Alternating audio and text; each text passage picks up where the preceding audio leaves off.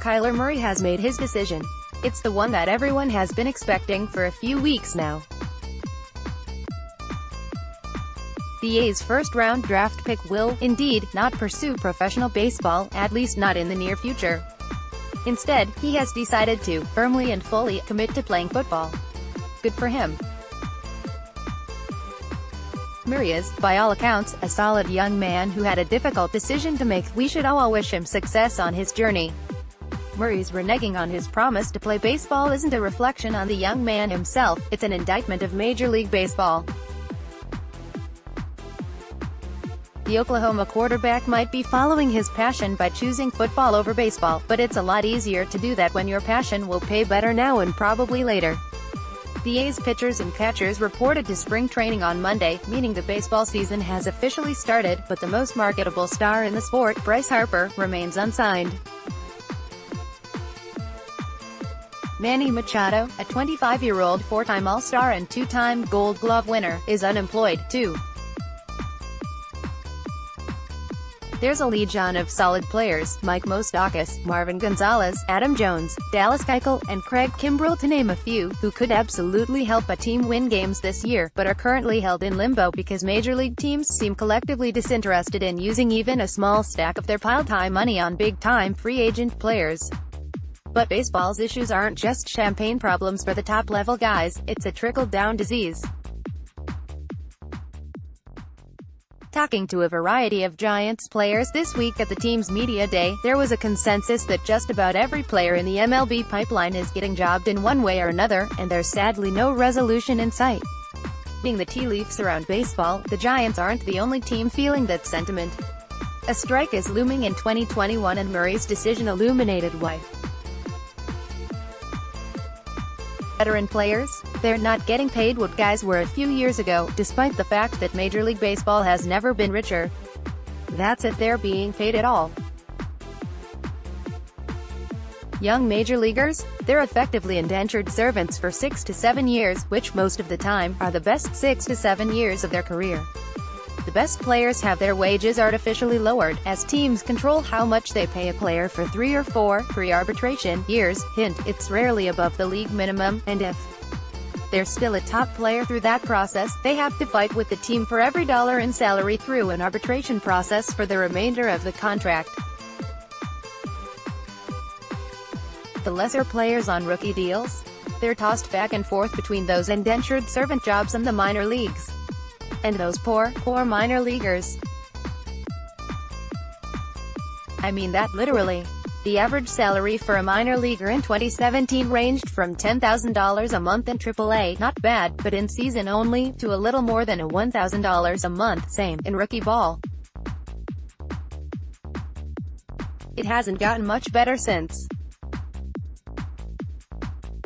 Most pro baseball players aren't being paid a living wage, and Major League Baseball has lobbied hard to keep it that way, going as far to help slide the brazenly titled Save America's Pastime Act, a bill that exempts Major League Baseball owners from having to pay minor leaguers minimum wage or overtime, into the federal budget. Yes, screwing over minor league baseball players, all to save team owners an estimated $7.5 million a year, is now federal law. Your tax dollars at work. Football has problems. So many problems. A passion for the sport aside, why would you be stunned that Murray isn't interested in committing his future to Major League Baseball? Even the MLB league office knows that their system is broken. Why else would they, along with the A's, reportedly try to woo Murray back to baseball by making big concessions for him, like having him be on the A's 40-man roster, and ergo making a major league salary from day one? But even that allowance would likely result in Murray taking a haircut playing baseball. Murray was given a $4.66 million signing bonus as the No. 9 overall pick in last summer's baseball draft, but if he goes anywhere in the first 2 rounds of the NFL draft, he will get a contract roughly equal to what he would have made with the A's, all without having to spend time riding the bus in the minor leagues. And if Murray is selected in the first round of the NFL draft, it's no contests. He'll receive more than $5 million in a signing bonus and will start his NFL career with a $10 million contract. If he's selected number 1 overall, he'll have a $23 million signing bonus and a $34 million contract. Plus, NFL starting quarterbacks are paid exceptionally well on their second contracts, unlike star baseball players these days. For what it's worth, a variety of NFL mock drafts have Murray being selected around pick no.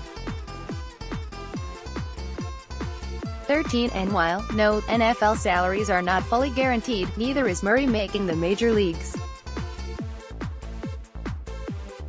Also, the NFL is part of the national zeitgeist while MLB has become a regional sport. Which would you rather be a part of?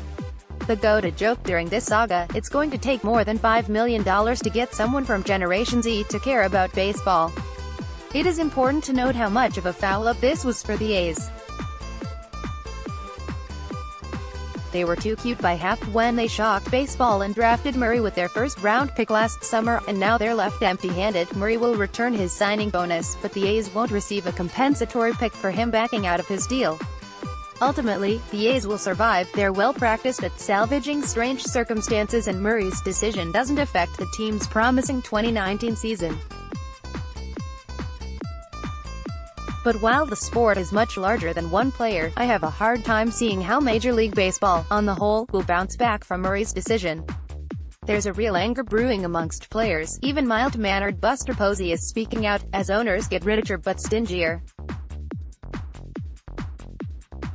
And if relations don't thaw via major changes being made outside of collective bargaining, it's hard to see how there won't be a work stoppage when the CBA expires in 2021.